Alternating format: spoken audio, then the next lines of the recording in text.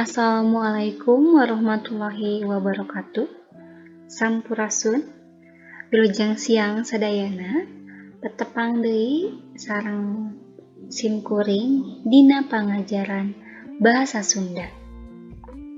Dina dinten ayeuna simkuring baris medar ngeunaan unsur-unsur anu aya dina sajak.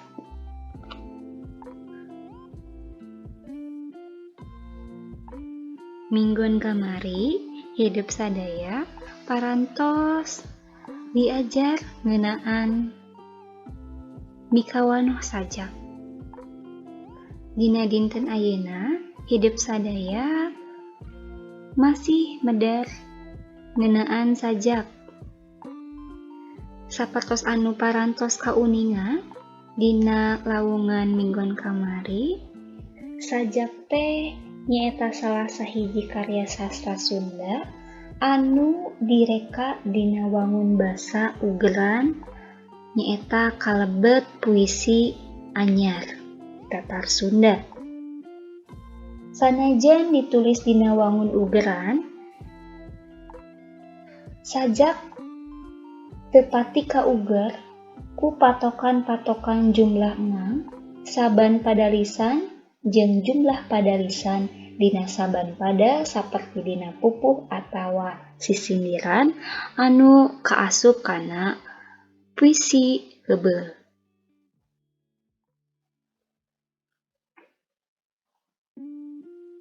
Ieu aya contoh hiji sajak anu judulna Tanah Sunda kenging aya prosidi.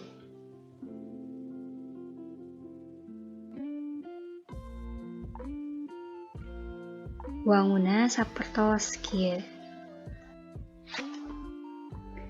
Dumasar kana asal-usulna, sajak teh mangrupa karya sampeuran anu jolna tina sastra deungeun, nyaeta pangaruh tina sastra Eropa. Eta karya teh asup tur jadi banda sastra Sunda timimiti kira-kira dina taun 1846 sabada kamerdekaan Republik Indonesia.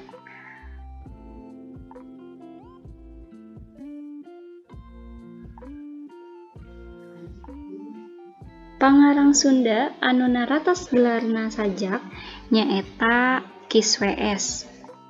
Sabada ditaratas ku Kiswes, sajak Sunda terus mekar nepikeun ka kiwari. Ayeuna urang medar ngeunaan unsur-unsur anu aya dina sajak. Sajak teh mangrupa ungkara pikiran, rasa, jeung gagasan pangarang anu ditepikeun pikeun ngagambarkeun hiji pasoalan. Eta pasoalan teh asalna tina kanyataan kahirupan sapopoe atanapi bisa oge ngan ukur reka cipta pangarang sabada ngaliwatan proses imajinasi jeung kontemplasi anu satuluyna dijenggelekeun dina wangun rakitan basa anu endah. Sabab dina sajak mah ngagunakeun basa-basa anu endah anu teu biasa digunakeun dina kahirupan sapopoe. Biasana sajak mah ditulis dina wangun ungkara konotatif nyaeta kiasan harti injeuman anu sanes sabenerna. Kukituna sajak mah aya kalana hese dipikahartina lantaran ari ungkara konotatif mah loba silib jeung silokana, beda jeung harti denotatif anu ngungkapkeun harti sajalantrahna atanapi sabenerna. Tapi najan kitu tetep we unggal sajak mibanda makna jeung amanat keur anu macana. Kukituna tangtu bae unggal sajak mibanda unsur-unsur pangwangun anu ngadedel kana jenglengan rumpakana eta. Eta unsur-unsurna teh diantarana aya adegan lahir sareng adegan batin.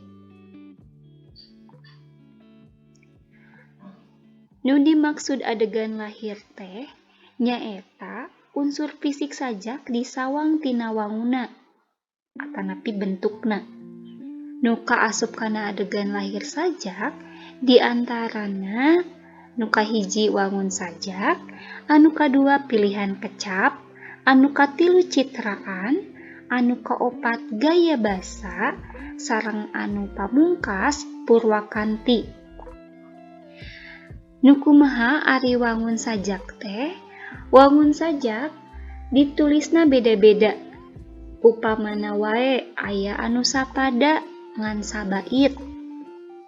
Aya nu dua pada, dua bait, jeung saterusna. Bebas henteu aya patokanana sapertos sisindiran atanapi pupuh dina sajak mah. Bebas kumaha kahoyong ti panyajakna. Lian ti eta, nah huruf-hurufna make aksara leutik atanapi gede, kapital teh ieu ge mangaruhan kana wangun sajak eta. Anu kadua pilihan kecap sok disebat oge diksi. Sajak anu alus teh gumantung kana kecap-kecap anu dipake ku panyajakna. Biasana dina sajak mah sok kapanggih kecap-kecap anu geus langka dipake atanapi arhaik. Tuluy dipake nuliskeun sajak. Nya tadi tos disebatkeun teh dina sajak mah sok mindeng kapendak bahasa anu henteu biasa digunakeun dina kahirupan sapopoe. Upamana wae kecap asih diganti jadi kecap duriat upami dina sajak. Atawa kecap sedih dina sajak mah diganti jadi kecap tunggara. Anu katilu citraan atanapi imaji. Citraan atawa imaji teh nyaeta pangaruh kecap ka nu macana sajak. Biasana mah aya patalina jeung naon anu karasa, katempo jeung kadenge ku nu maca tina kecap-kecap anu aya dina eta sajak.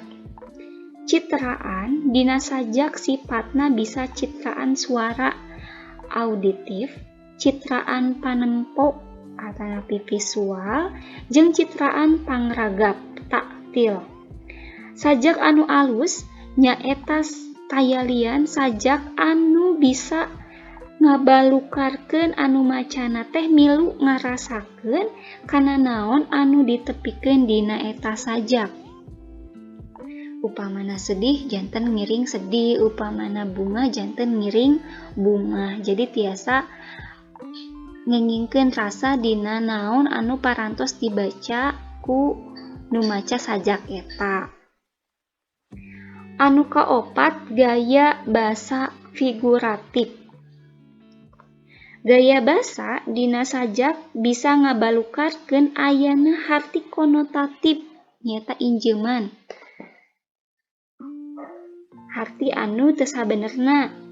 Gaya basa dina sajak bisa nimbulkeun harti nu beunghar kana eusi sajak. Sajak teh jadi pesimatis.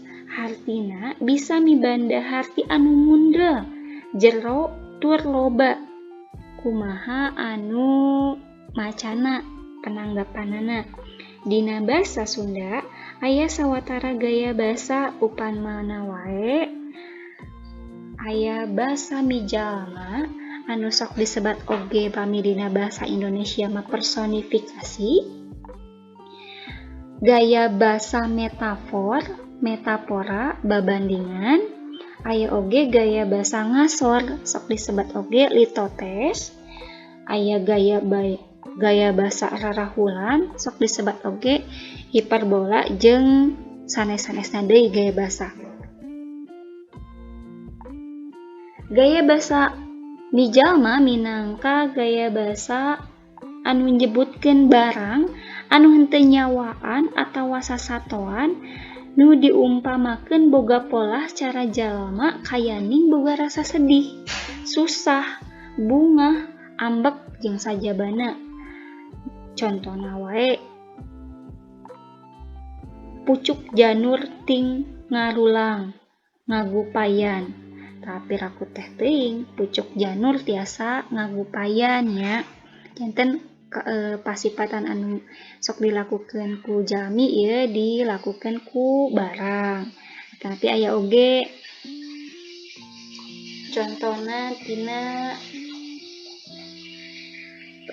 gaya basa metafora ngumpamakeun babandingan sok kapendak oge dina kawih-kawih bulan anu ngagantung.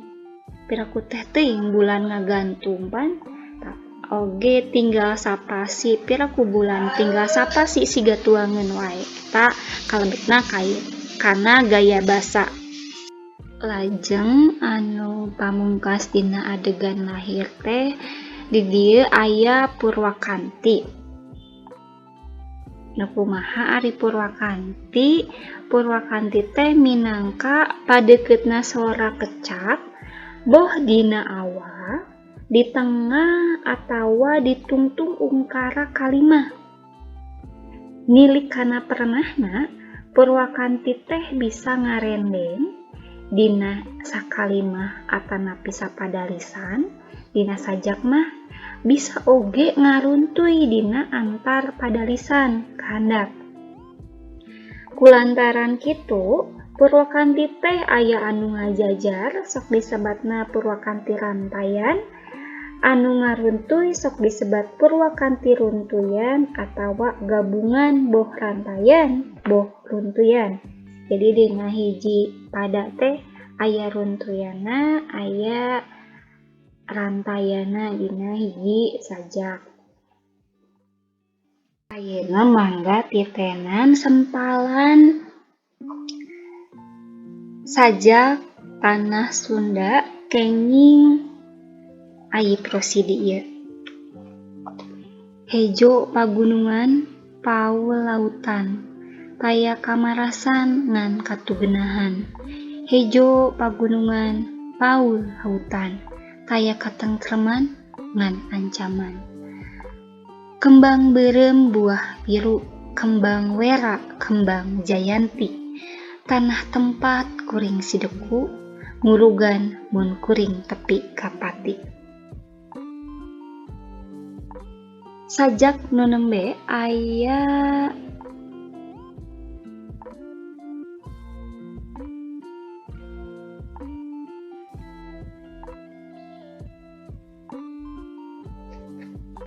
sajak nu nembe jumlahna aya 2 pada 2 bait. Dina sapada bait sabaitna diwangun ku 4 padalisan jajar. Sahiji jajar, 2 jajar, 3 jajar, 4 jajar. Dina sajak ieu aya sora-sora anu sarua dina unggal padalisana. Dina bait kahiji sora anu padeukeut nyaeta Purwakantina teh nyaeta lautan an, katugenahan an, lautan an oge sareng ancaman janten. Purwakantina teh runtuyan aya sora anu padeukeut lautan, katugenahan, lautan, ancaman. An sadayana dina pada atanapi sabait teh. Teras anu ka pada kadua di dieu mah kembang beureum buah biru, kembang wera, kembang jayanti. Tanah tempat kuring sideku, ngurugan mun kuring tepi kapati. Pamin padalisan kahijina u, nu katiluna u, nu kaduana ti, nu kaopatna ti. Janten aya sora anu padeukeut. Teras Unsur-unsur sajak teh aya adegan batin tadi. Adegan batin sajak mah henteu katembung langsung, tapi kudu diteuleman atawa dirasakeun heula. Carana bisa dibaca sababaraha balikan atawa disungsi kumaha eusi atawa maksudna dina eta sajak nu parantos dibaca. Dina adegan batin teh anu kahiji aya jejerna, aya rasana, sareng aya wirahma, oge aya amanat. Jejer teh sok disebut oge sense. Jejer minangka pokok pikiran anu aya dina sajak. Jejer atawa tema gagasan pokok anu rek ditepikeun ku panyajak kanu maca. Tema dina sajak teh rupa-rupa, aya tema keagamaan, kamanusaan, cinta kalemah cai jeung saterusna. Upamana wae sajak tanah Sunda anu tadi parantos di titenan ku hidup sadaya nyaritakeun kaayaan tanah Sunda anu keur harengheng. Jadi bisa dicendekeun temana teh ngeunaan cinta kalemah cai. Anu kadua rasa, feeling. Rasa teh ngajiwaan eusi sajak. Rasa dina sajak bisa kapanggih sabada dibaca. Nah dibacana teh digorowokeun, digalantangkeun, dihariringkeun atawa dilenyepan dina jero hate. Sajak tanah Sunda upamana moal kapanggih rasa eusina mun dibacana ukur dina jero hate. Sabalikna baris kapanggih tur karasa kumaha keungna mun macana bari digorowokeun atawa digalantangkeun. Anu salajengna wirahma. Nada teh sikep panyajak kanu maca. Tina sikep panyajak ngabalukarkeun ayana suasana anu karasa ku nu maca.